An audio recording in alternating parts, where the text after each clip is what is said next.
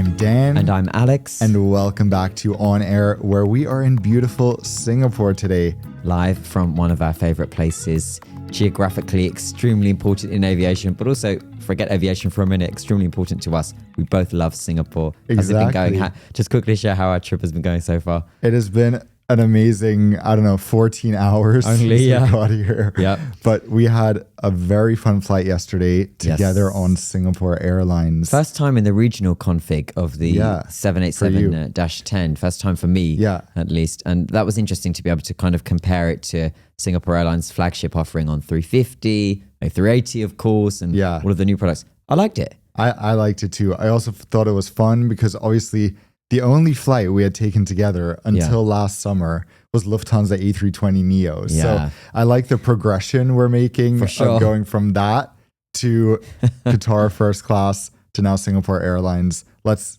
keep it on this level from now on, okay? Hopefully. We're on a good track. Yeah. The relevance of Singapore, of course, there's a lot going on here at any given time, and also a few things that we are here for that hopefully we can share more details of sometime soon. Probably not too soon, but eventually. So stay tuned, guys. You make it sound like we're working on launching, a podcast. A bureau. It's a third host who will join us from Singapore. No, it's not quite that. But the way in which the landscape has changed in aviation, Singapore has continued to remain extremely relevant. And we were just discussing on our way here, based on some listener Q&A, as to how the landscape has shifted over the last few months, never mind the last few years.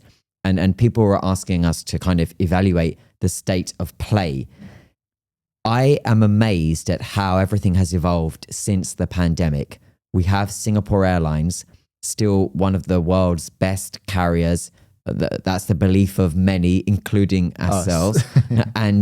and yet they are competing now viciously with carriers that never used to be here, with carriers that have always been here but are now no longer very relevant, and with carriers that have got kind of clever and strategic in trying to take the passengers that Singapore has naturally inherited for so long in newer modern ways.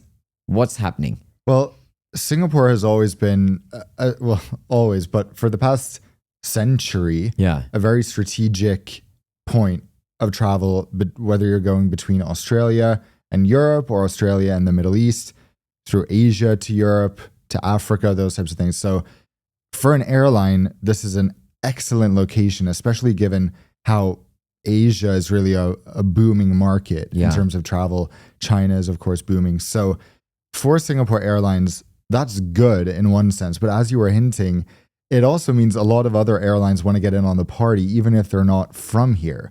So for many years, airlines have had mini hubs here, or at least operated fifth freedom routes. But now, I guess, as the aviation market has rematured post-COVID, we have a few new airlines coming in, and as a result, a few old airlines going out. So of course, I think the biggest, most exciting one is the Turkish Airlines, the world's biggest connector, the airline that operates to by far the most destinations, has decided they want to fly to Australia. They don't have the aircrafts to fly direct now, obviously. So instead, they're flying via Kuala Lumpur and Singapore to Sydney and Melbourne. The Australian pronunciation. Turkish Airlines' decision to set up shop here has arguably driven out Emirates, who used to be here and operate between Australia and Dubai, making that stop here, but also Singapore, Melbourne. Fifth Freedom, they were able to operate passengers. If you're not traveling onwards, for example, to Dubai, as you said, you take the Fifth Freedom route between Singapore and Melbourne. They're now no longer here on that because the market continues to shift. The bit that I don't know if it's sustainable is, we'll go through just who is here playing. Are there enough passengers here for everyone to try to take a slice of this cake, right? Because we've got Turkish who have set up shop here in Singapore now. Of course, you've got the Australian carriers, predominantly Qantas, who have been here and are trying to take hold of the all-important Kangaroo Route, partnering up with Emirates to do so. Who else do we have? We have all of the Chinese airlines who are saying, swerve Singapore, let us offer you the lowest fare ever on the Kangaroo Route.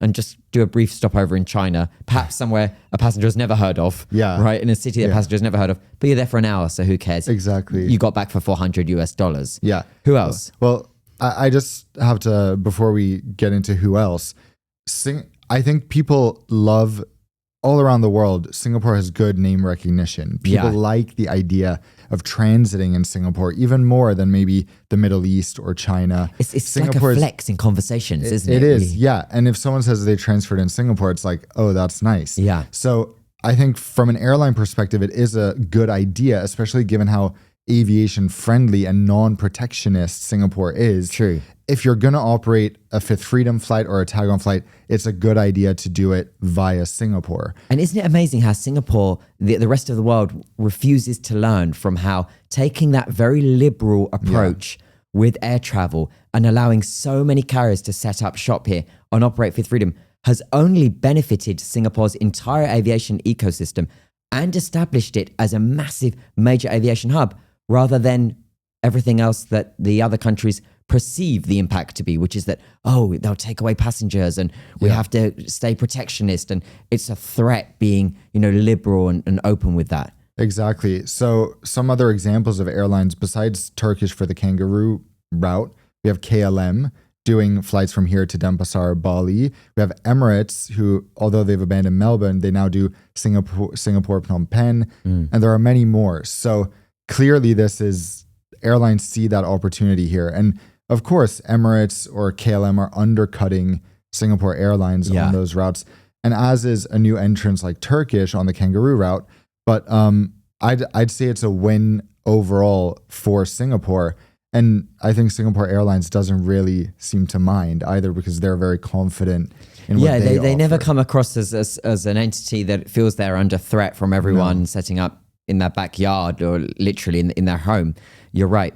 It's funny, the other players on the route. So, of course, British Airways have been operating the Kangaroo Route for a very long time, and they've used Singapore as the stop. In fact, I had a note, right? The first time that the Kangaroo Route was ever flown was before BA existed, with Imperial Airways. The flight took off in 1935.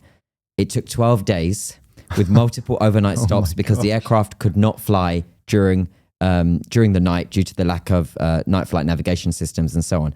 So they would fly London to Paris, Paris to Brindisi in Italy. So specific. I mean, Brindisi. I had cousins who got married there. Yeah. And then on to Alexandria in Egypt, Baghdad, Karachi, Calcutta, Singapore. So we're talking relevance way back from the first time the Kangaroo Route was ever established in 1936. And then finally into Australia, Darwin, and then Brisbane, taking a whopping 12 days. Now we're doing it easily. I mean, you can do it nonstop. So BA is still here with such historic importance. Modern day relevance, zero. Yeah. I mean, who they could leave and no one would even bat an eye. Well, maybe they are that person at the party that no one realizes they left. Exactly. But at the same time, they're also kind of one of the hosts in the sense that you expect to see them there. Yeah. If for a Brit to think that the national airline doesn't even fly to Australia anymore, I think would be unusual. Yeah. Yeah. And then of course on the other end, you have Qantas that is also not hugely relevant in the Kangaroo Route if you remove Despite Emirates. Them being the kangaroo literally, on the route. Yeah. If you remove Emirates from that picture, which is of course Qantas' biggest partner to getting people to Europe. Yeah. The traffic they operate to and from Singapore is, or even direct to Europe from Perth, is not that significant yet. And you'll notice that all their flights into Singapore are timed so that they all connect to the A380 service they fly to London, which is funny that they connect people through a foreign country to still connect to one of their own flights to get to Europe. But that's the extent of it. Obviously, they don't fly anywhere else in Europe from here like they used to when they sent the 747 to Paris and Frankfurt. Yeah. But Qantas should be playing a bigger role on this route shortly. Right? Well, so before I come to Qantas, the others that we haven't mentioned, of course, that are massively centering their business around the continued strong demand and the projected demand on this route that overflies us right here in Singapore or often through Singapore. the Gulf carriers, the elephant in the room here, the Gulf carriers are hoping that you as passengers don't stop in Singapore. There are many there's many casual conversations that people have when promoting the choice to take a Gulf carrier, in that at least if you're leaving Australia, the big long haul flight is first, right? So then by the time you reach the Middle East, you're practically a couple hours away from at least Eastern Europe. Right? From an Australian perspective. From an Australian perspective, if you are leaving Australia, exactly. Not the case for the other way around. The Gulf carriers have always said that this is predominantly one of their most important markets, and that we continue to see how it's this, fiercely competitive landscape that keeps having to evolve. Emirates with Qantas, we said. Etihad less so in recent years. Previously, it was the A380 debuted with London and Sydney, and it was all of the new products. And I actually flew it from Sydney, Abu Dhabi, London. Right. And now, all the way through. Now, ironically, they're sending their A380 here to Singapore, but not to Australia. Not to Australia. So, yeah. And then, of course, Qatar, very famously, and we've discussed on the podcast, wanted this greater market access into Australia, justifying as well that Australians needed more competition to reduce fares. We know that the Australian government, kind of colluding with Qantas a bit, have blocked that initial application. Fast forward to today, Qatar is very much having now an in Australia, buying a 25% stake in Virgin Australia to do so. So we're not talking about anything cheap here, but now they get that expanded footprint with Virgin Australia flights, albeit a wet lease from Qatar. It all ties up. Virgin Australia now will be relevant again with the Kangaroo Route to Europe, with connections to Europe. They have a relationship with Singapore Airlines. Yeah. That relationship is continuing, by the way. So where Virgin Australia have been forced to end it with Etihad because they are now in bed with another Gulf carrier, it's going to continue with Singapore Airlines. How's that going to work? Well, I think it's smart from an airline perspective to have multiple partners for such a long, important journey as the Kangaroo Route. Yeah. And if you think about it, we have airlines all the way from Europe to basically Japan and Korea. Every airline in between, from the Middle East, India, China, they're all trying to compete for traffic on this route. Yeah. Obviously these regions are incredibly far apart, but there's nowhere else in the world where you have such a variety of different airlines trying to get in on the cash. Trying to get it on the cash, also trying to get it on the same, number of passengers. There are only so many people doing this journey. Yeah. Yeah. It's, which is quite interesting in itself, that it's such a prized possession for airlines. And of course, Australia especially is very protectionist, as we've said. So they don't want to, for some reason, see fares go too low. Yeah. But the way in which carriers like BA have become less relevant here, for example, or along the Kangaroo Route, again, potentially justified by the fact that they are far more money making and far more prioritizing, of perhaps the world's only billion-dollar air travel route, the Atlantic, the transatlantic, the routes, let's say, between London and New York. Yeah, exactly. And this kind of brings us to something we've been hinting at in the past few episodes, that airlines are very nervously and actively monitoring the demand across the Atlantic on both sides. US airlines have obviously come out with slightly concerning statements about their projections for 2025. Do you not think that the concerning statements they're not concerning statements, are they? As you said, they're kind of hinting at, just make sure the market's expectations are not too high of us. Do you think that is because of the uncertainty that they are now facing owing to tariffs, fears of a recession? All of that. Tariffs and just general economic uncertainty. Yeah. Prices have kept going up in the US. Yeah. And so far, airlines seem to say demand hasn't changed. In fact, demand is very strong. We saw Air France KLM say that basically they could charge any prices this summer and flights would still be full across the Atlantic. Swiss has said the same, that demand is incredibly strong still. But we do have signs from Air Canada, although not overt, just small traffic cuts here and there.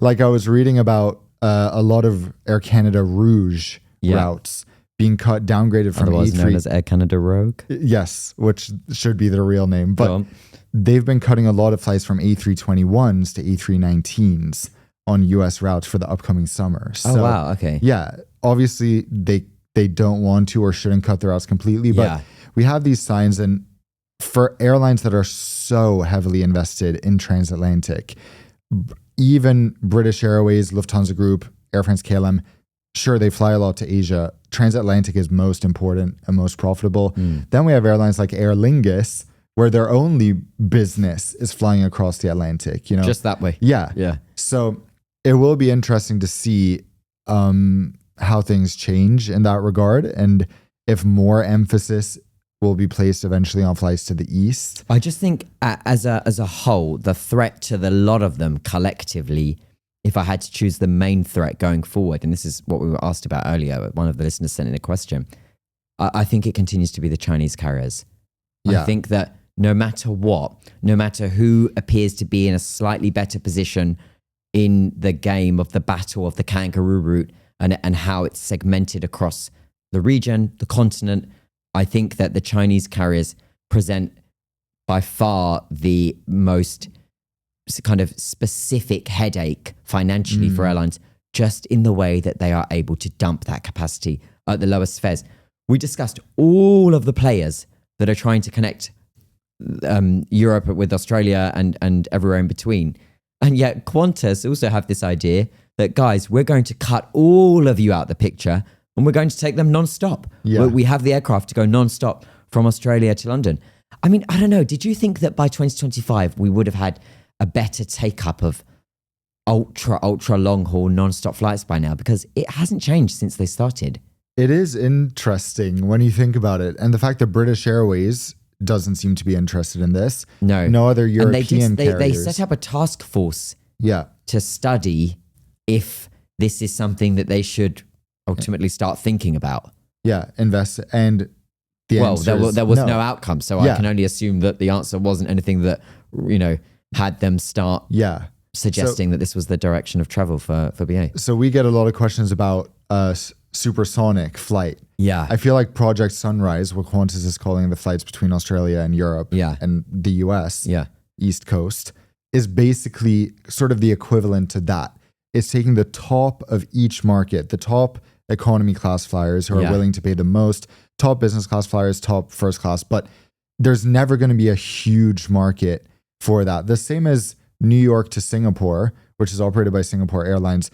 It has 2 daily flights, but it's not like US carriers are suddenly interested in launching that as well, because when you have these ultra long haul flights, there is so much competition with connections where they're guaranteed to be able to undercut on price, especially Chinese carriers.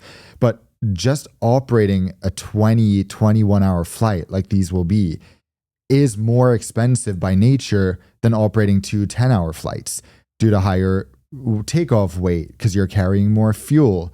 The cabin crew, it costs more. Yeah, the pilots, the cabin crew, in so many ways. So, of course, this is very exciting, but I don't think it's a complete game changer for the Kangaroo Route. Yeah. What are game changers are airlines like the Chinese, or I think increasingly we'll see the Indian airlines. So not only Air India. Of course, we didn't mention Air India also playing a big role on this route. And presumably very soon Indigo will want to be part of this, which I think will create a bit of a price war in India. And then you've got Thai, Malaysia, Vietnam. Exactly. You have all of these that also feel that they can cash in on, even if it's a slight detour to the right. Journey time, given the Earth is a sphere, and our listeners know that because you're not flat earthers. They're able to offer very similar journey times and end-to-end timing wise for anyone doing that big route. So exactly, it's just interesting for me the amount airlines continue to bet on this being so fundamental. We wouldn't see the likes of Qatar buy 25% of Virgin Australia, which only barely, Virgin Australia is just recently profitable and it is now financially sound and of decent governance and so on. But that was a big commitment from their side to gain that market access into a country that they know demand will continue to remain strong. Sometimes I wonder if it's because Aussies get the benefit of the fact that they can have 2 summers, right? Yeah, and so they just go for the Europe summer. So there's this constant, there's always a desire for Australia, for the rest of the world, for all that Australia has to offer. But it's that guaranteed way that Aussies call it the Euro summer, where you just know that requirement for them to leave in June, July, August is always going to be there. Yeah, but actually, the more I talk about this, the more I'm shocked by the amount of demand, especially outbound from Australia, because they have like a population of 30 million, which obviously... who's left after all? They're all bought these aircraft. Yeah, I know. But the thing is, I've flown the Kangaroo Route once in one direction. Any other time I've been to Australia or New Zealand, it's been after a week or 2 in Asia or the Middle East, that kind of thing. I've only done the full journey once, which was Auckland to Helsinki. No, not to Helsinki, to Oslo. Okay. And after that, I was a mess for a week. The time changed, the length of the trip. I'm like, this is not something I want to be doing. Yeah. If I lived in Australia, I might go once a year to visit my family, but I would much rather go to the US. Short time difference, direct flight, or to Asia on vacation. You're changing the whole destination, right? Yeah. My point is just, I know that the whole Euro summer thing has very good marketing in Australia. And I've heard that a lot of people even take out loans. Oh, wow. To be able to take this, what to many is a once in a lifetime trip. But I'm just like, guys, there are so many other cool places to explore closer by, Well, the airlines are not sharing that point of view. I mean, just come to Singapore. You don't need to connect onwards. Well, okay, so let's talk about Singapore Airlines now, right? And just zoom in a little bit on their direction. So they had a decent Q3 in terms of their results. Their next full year financial results for the last year will be published sometime in May. They launched their current cabin products, which are enjoyed by many on the A380, 350s, and other aircraft back in 2017. I didn't realize how that is almost 10 years ago. I mean, I know I didn't realize, of course I realized, but it just doesn't feel like it, right? Yeah. Singapore will be launching an entire newer range of cabin products: economy, premium economy, business, and suites, all over again next year. Again, that's them knowing that, okay, time to elevate, time to go one up in that race, time to reposition once again and securing themselves for the future air travel demand via this wonderful little city-state. What do we expect? Is it going to be, what's left to do on a commercial aircraft? I just can't imagine how they're going to try to raise the industry benchmark again. Yeah. Singapore Airlines is also interesting in that regard because besides first class or suites, I don't feel that they've ever really been an airline to push the boundary to a new level of what we expect in a cabin class. Right. They're a bit more conservative. They want to play it a bit safer, right? Yes. Because they know that the race of having the best seat, you can't win because you introduce one seat, the 6 months later, a new airline introduces something better. Yeah. So they want to go with good and consistent, which they do, but I don't expect something that's even as good as the best we have in the world now. Okay. I just think it will be a fantastic seat with some really solid improvements, probably a door and people not having to flip the seat over to sleep diagonally. That kind of but thing. they kind of fixed that with the A380, with the current one on the A380. Which, I mean, the interesting thing is they've been taking delivery of A350 after A350 with that other seat that flips over. Still with the flip one. So that seat is only on the A380, and that's a very nice seat. But even in first class, actually, as we start to see that on the 777X, the A350 that goes to New York and the US, I even think that is not quite going to be something mind-blowing. Hopefully they prove me wrong. Yeah. But I just think they're in a position where they fly from a very high yield market to very high yield markets. And they don't need to have the best of the best. Yeah. And we were actually having this interesting discussion earlier about why do Singaporeans compared to so many other people around the world living in cities that are home to 5-star airlines or very high quality airlines, why do specifically Singaporeans seem to love Singapore Airlines as much as they do when you have other parts of the world where people have great airlines that foreigners love, but they only seem to be dissatisfied or complain about them? There's that weird kind of relationship that in many countries the national carrier ends up having with the local population there, or the nationals there, which is kind of like more on the hate end rather than the love end, right? Like they complain, they seem to feel they have a better relationship, that the grass is greener with the national carrier next door rather than their own.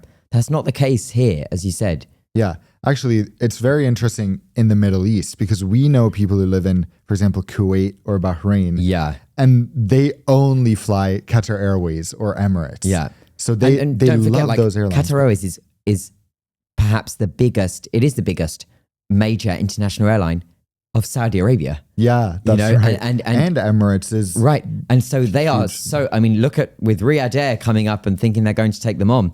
It's funny, a lot of people think that, they're competing with the Doha and Dubai hubs. Actually, they're going to be competing with the Gulf carriers that are already absolutely present as if they are hubbed there in Saudi Arabia. And Riyadh Air are going to have an incredibly tough time taking any passengers away from, because they have so many loyalists in the neighboring countries that have got slightly weaker airlines. Like let's ignore Riyadh for a minute because they don't exist yet. But Saudi, we understand why anyone seeking out something a little more luxe, a little more extra, something perhaps a bit more comfortable, they're assessing that the neighboring Gulf countries offer more. Of course, Kuwait, very understandable. Kuwait has got a limited route network as well. So the other carriers don't just appear to be better, but they're also an enabler by being able to take them to destinations they can't reach from Kuwait. Bahrain, same exact thing. Yeah. Oman, unfortunately, shrinking beyond belief, despite the fact that Oman arguably having perhaps the best home destination of all the Gulf carriers. And if anyone hasn't been to Oman, I encourage you to go.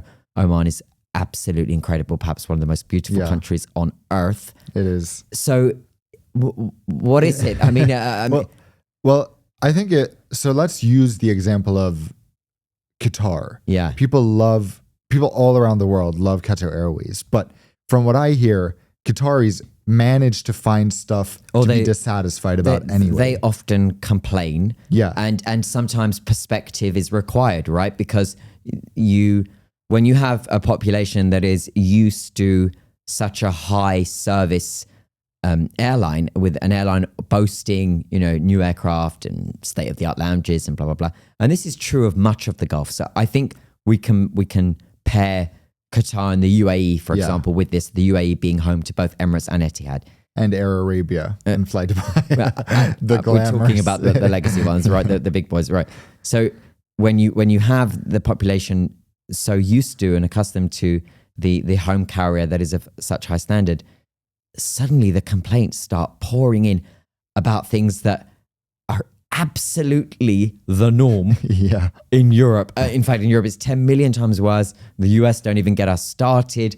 There are many scenarios where I hear examples and I think, okay, I need you to live in Germany for 4 weeks and have Lufthansa try to take care of your requirements or your complaints, whether it was that, the gate was too far away, or that you arrived on a remote stand, or that you felt that the meal that was a la carte, dine on demand, and was lobster wasn't tasty enough on that occasion.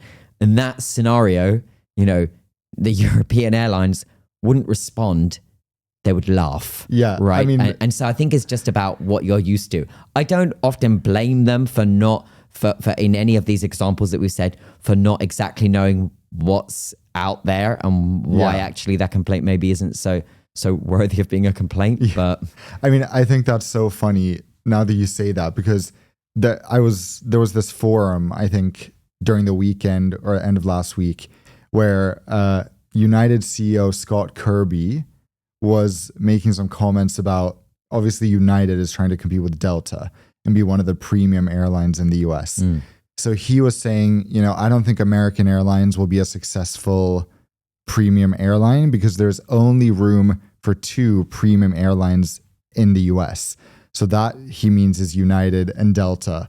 But I was just like, I would have loved to be in that room when he goes, we only have room for 2 premium airlines here. And I'd be like, are they in the room with us right now? I don't think so. Yeah. Like the way they talk about it, the way Delta and United talk about being premium airlines, I'm like, you are delusional. But they are, because we discussed it when we were in Korea, didn't we? About why is there such reluctance of the rest of the world? We're not saying to copy, we're saying to keep an open mind and to learn, to know that there are better ways of doing X, Y, Z, and they don't have to figure it out by themselves. They can choose to learn from the very airlines that, guess what, they partner with. Yeah. And yet they ignore these partnerships, and it's such a valid point. But that's why it just cracks me up to have United flying to Dubai, an American flying to Doha, and thinking, what do these passengers, locals, think as they board? And they have been complaining about Qatar or Emirates. They get on and they go, oh, okay, like, where's my hotel? It's literally Jennifer Aniston in the Emirates ad. Yeah, we don't have that here. Yeah, there's no showers here. There's no bar. What are you going to wear to the van? There's no bar. You don't need to wear anything because there's no bar. They just think it's an A380 because they're going to New York. Yeah. Let's go all the way back to Singapore, because why do Singaporeans not feel that way about Singapore Airlines? I think a big part of that is not only the huge amount of competition here, but the fact that there's the contrast between Scoot, which everyone knows is Singapore Airlines owned. It's part of the same group. It's the 100% owned low-cost airline subsidiary of the wider Singapore Airlines group. Exactly. Flying short haul, long haul, and everywhere in between. Yeah, and once you've taken a long haul flight on Scoot, you will never complain about Singapore Airlines again. Maybe that's the strategy. Maybe the strategy is to keep them worlds apart. They are worlds Scoot apart. is the enabler in terms of driving lower fares and offering cheap air travel. Not much else. Yeah, right? I mean, it's just so demeaning. Like, Singapore Airlines have their beautiful, elegant outfits. The crew are like, they've been put in a machine where their hair was perfectly done. Everything is tipped up. French twisted. Yeah, and then you board Scoot, and it's like, today you will be served by your Scooties as we fly. Scooties. That's what they call the cabin crew. So they're just trying to Scoot quite a bit. Yeah, quite a bit. Yeah. And they just try to separate them in every way possible. They try to make the clothes look like something you pulled off a rack in IKEA. Meanwhile, Singapore Airlines is the most elegant. So I think that's part of the strategy. And then also, by being unapologetically premium in every step. So you don't say, for example, oh, but the flight to Copenhagen is not as high yield or as important as the flight to London, or whatever the route, whether you're flying to Phuket, which is obviously overwhelmingly leisure, or to Bangkok, you'll have the exact same in-flight experience, which I think says a lot when you're so committed to consistency and consistently just charging more than your competitors because you know you offer a high quality all around experience. That is what, cements Singapore Airlines as just quality from top to bottom. Yeah. Their full year results, as I said, are going to be published in May. And I think that the expectation is that it's not going to be as strong as last year. Yeah. And that's down to a few reasons. Demand has weakened for Singapore Airlines in some markets, that's for sure. As an airline, they don't forecast, but the demand is not consistent across the board, and that's true for multiple carriers. They did have, as I said, a good Q3, and the expectation is that the results will be better still than what everyone compares to as a very, very good year. And the last very, very good year, apart from us riding the wave of massive recovery in 2022 and 2023, the last normal very good year, of course, was 2019. So I think the results are set to be better even then. But you commented on how the airline CEOs that we're hearing from, they've started to do their kind of pre-earnings interviews on networks like BBC and CNN, are hinting that demand may not be as strong. I think we shouldn't kid ourselves in that aircraft are still incredibly full. Load factors are still performing very, very well. For many airlines this year, they will announce once again their best ever record profits for 2024. And if there was a period of uncertainty in that there could have been reduced demand, we've just passed it. It was in the Northern Hemisphere, it was the end of 2024 and this first little quarter of 2025.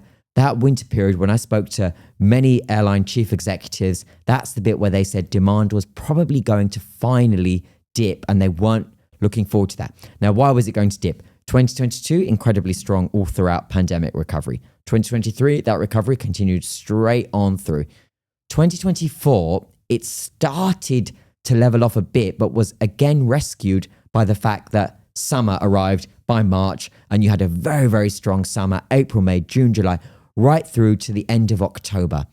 So really, beginning from the pandemic, it took until October 2024, just months ago, for airlines to think, I think things may have run out of steam now. I think that the forecasts indicate that demand will slightly start to weaken. No more passengers traveling on their vouchers. No one using the bookings that were from 2 years prior, the hoarding of miles and points and the extensions of their validity and so on. But it was just a short few months. And the CEOs that I've spoken to said they got through it just fine. And guess what? They're now ready for a massive, booming summer, which arguably begins in a matter of weeks. And so when the airline CEOs that we hear from in the US start to hint about their concerns about demand, I think in this scenario now, it is less about the global shift and the global travel dynamics and far more about their own uncertainty in markets like the US, where they just have no idea what is going to happen with everything that the new Trump admin are coming in and doing with the economy. Exactly. Very interesting analysis. I feel like we need to be loyal to our listeners and do quite a bit of Q&A today. Let's do it. To get some of that out of the way. So let's do it. So we are starting out with a question from Benjamin on YouTube, who has been commenting on every single short we've posted. Nice. So thank you to him for supporting.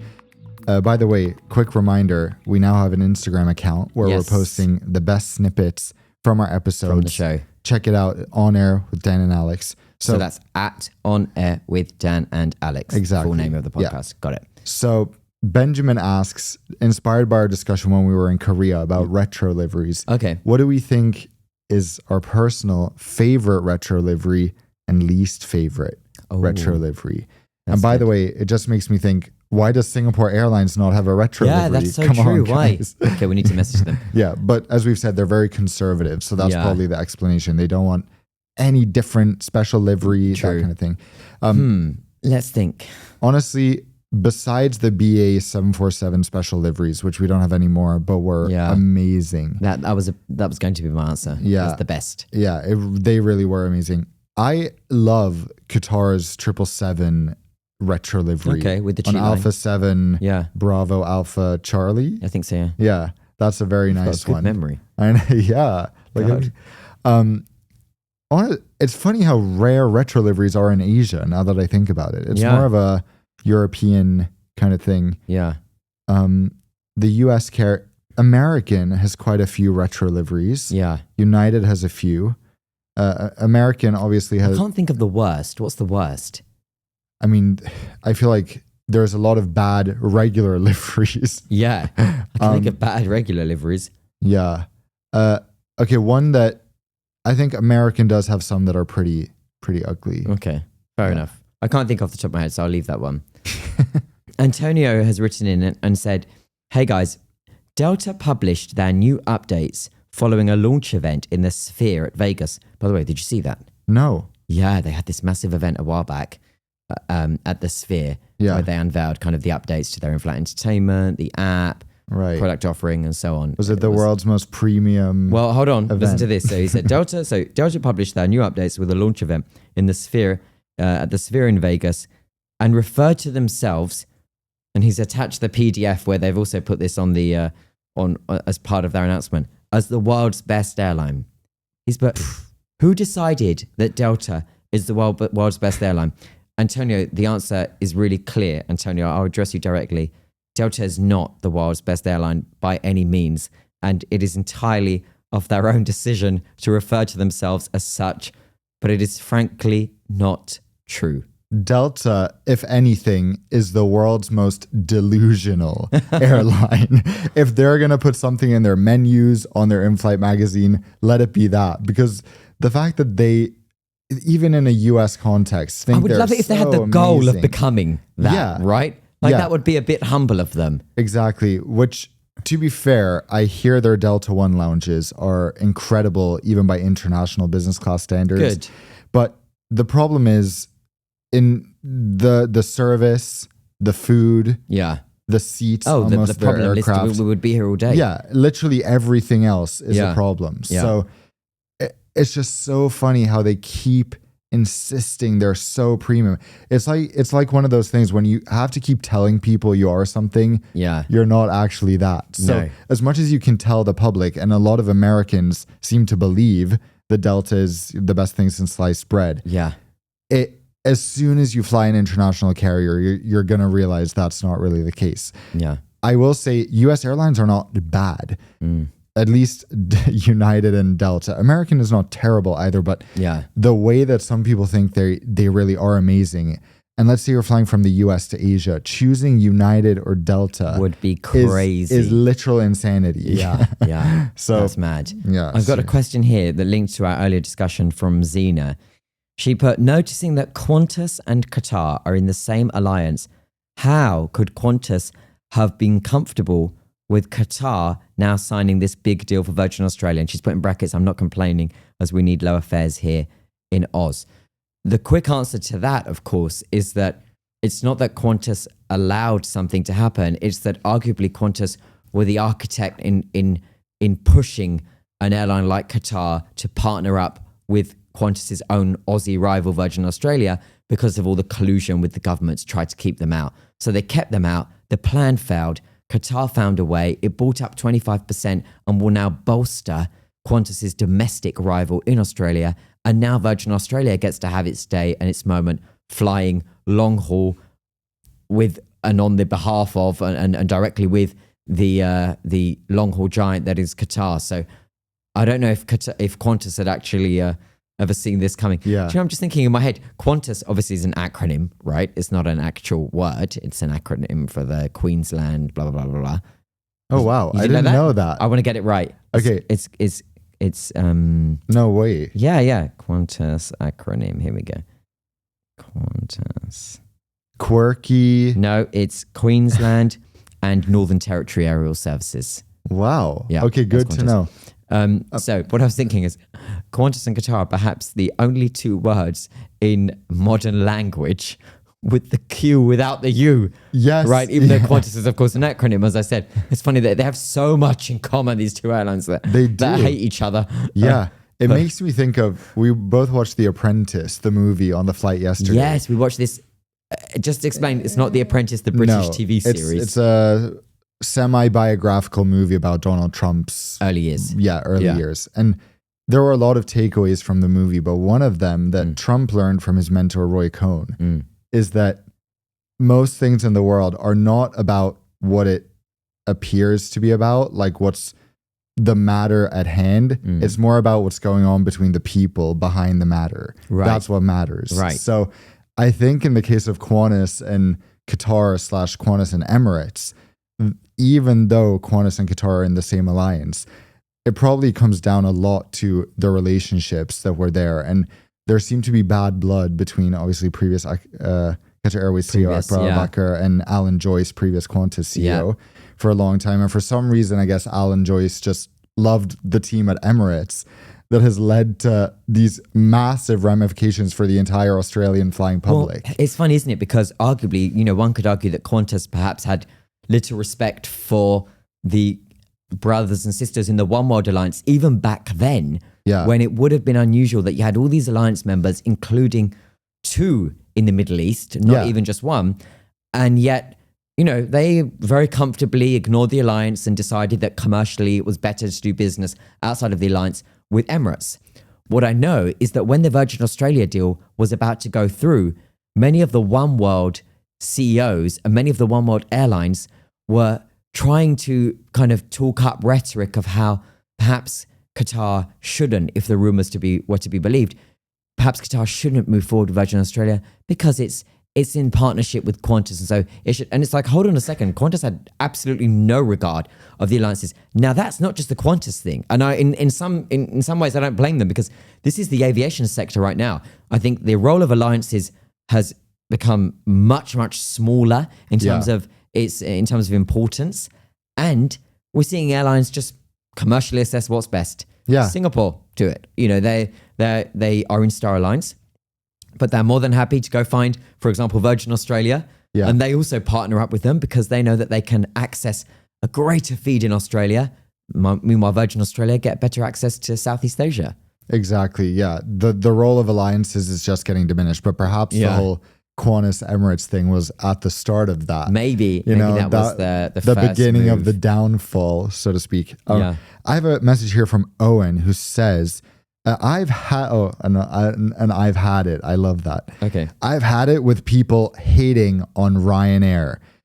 This might be a hot take, but I think the Ryanair social media team has easily won me over and has managed to take a cost-cutting, low-cost carrier into a lovable and memeable company.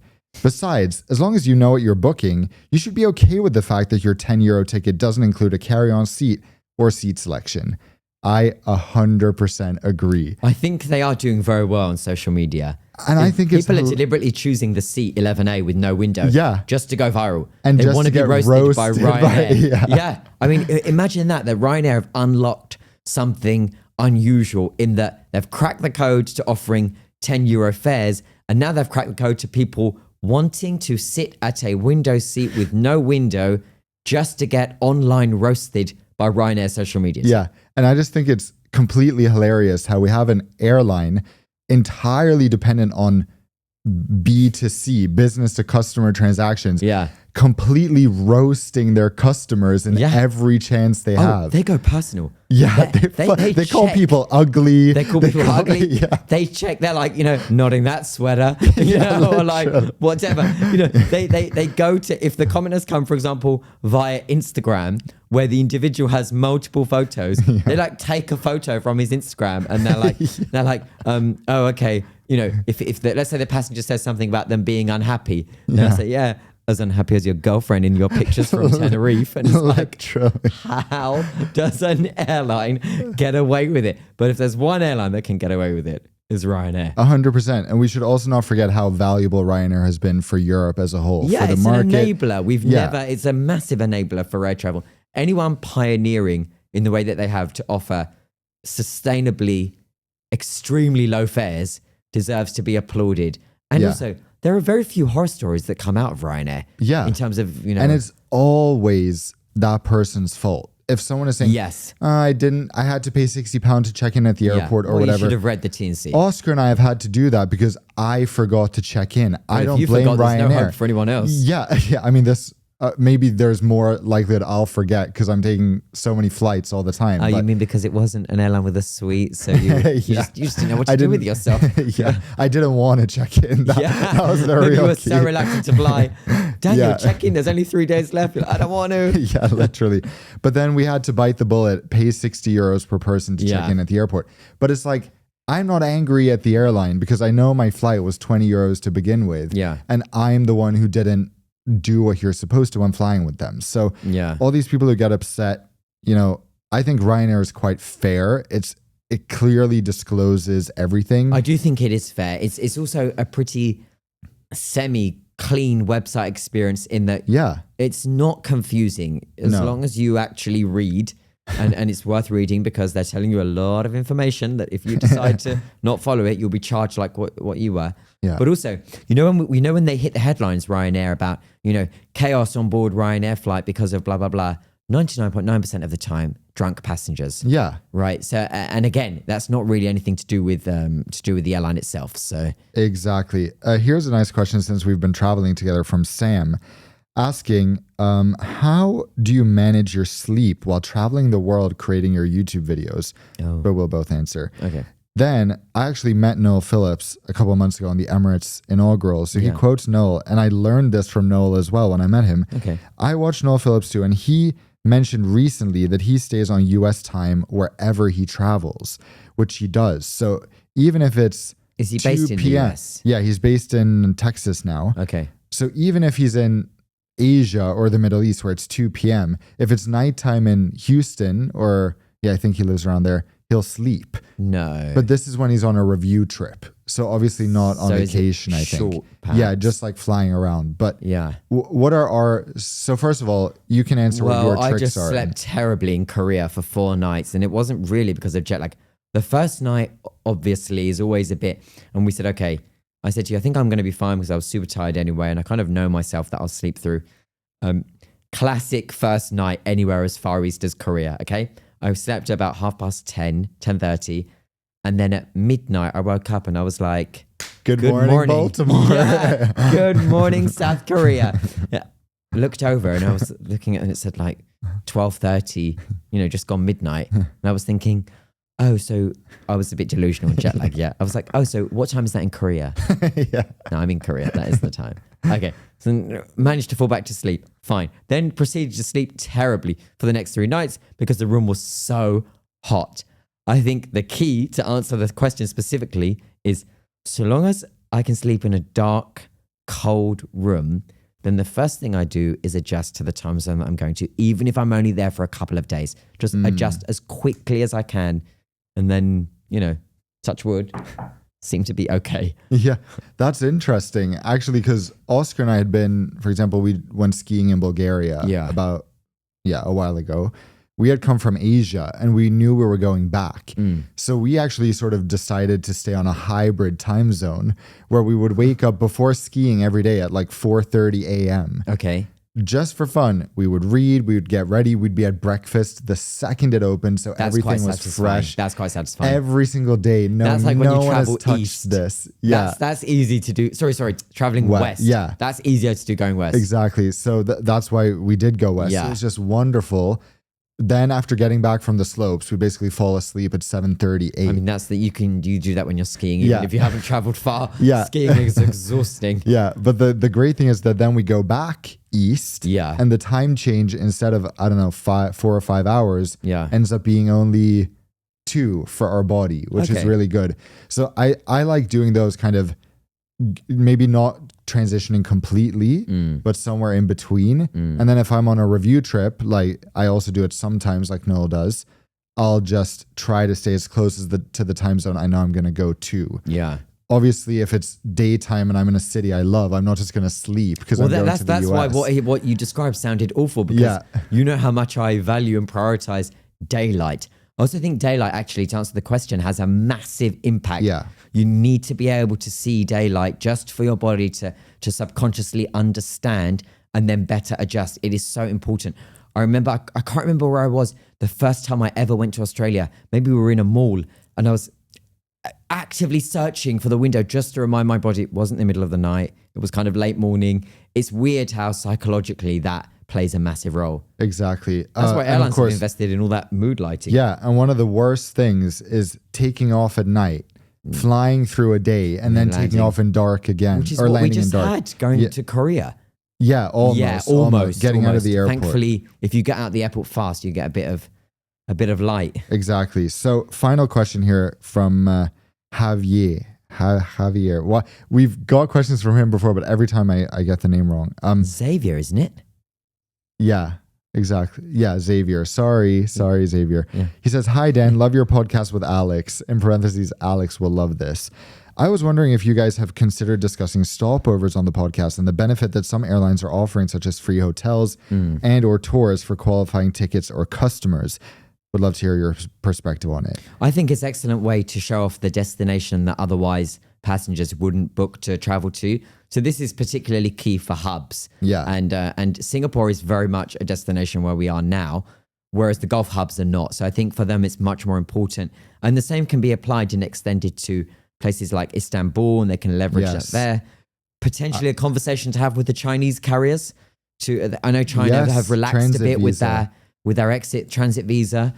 So it's definitely an excellent strategy if the airline can harmonize well with the state tourism board to ensure that it is seamless. Because if it's not seamless, it's stressful. Yeah. And no passenger needs additional stress when they're already trekking from one side of the world to the other. No, those airlines that make you go to a desk after you land to do some stopover Say, thing. hi, like, can I see your country? Yeah. Or like, can I that. book my stopover hotel now? Yeah. I'm like, I'm not going to land at either 10 p.m. or 6 a.m.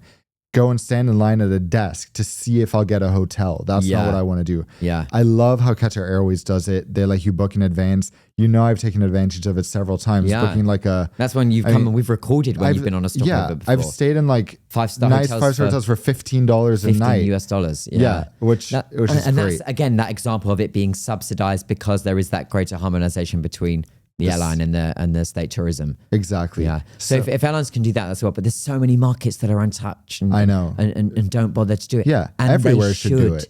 Yeah. They should, because I actually think if you have the time and you're not on something like annual leave or, you know, it's not a pressing issue, if you're stopping anywhere, you know, 80% of the time, you should probably see where you're stopping. Exactly. Because 80% of the time, it's likely to be somewhere that you will never travel to. Yeah. So you're there. So go explore for, even if it's for 6 hours and then come back. Yeah, exactly. It's worth it. Good conclusion. So on that note, you guys, we want to remind you to leave a review for the podcast, whether you're listening on Spotify or Apple. If you're listening on YouTube, maybe go over to Spotify or Apple and leave a review. Send us a screenshot of your review or rating, and we'll be entering you to to win a few very nice amenity kits.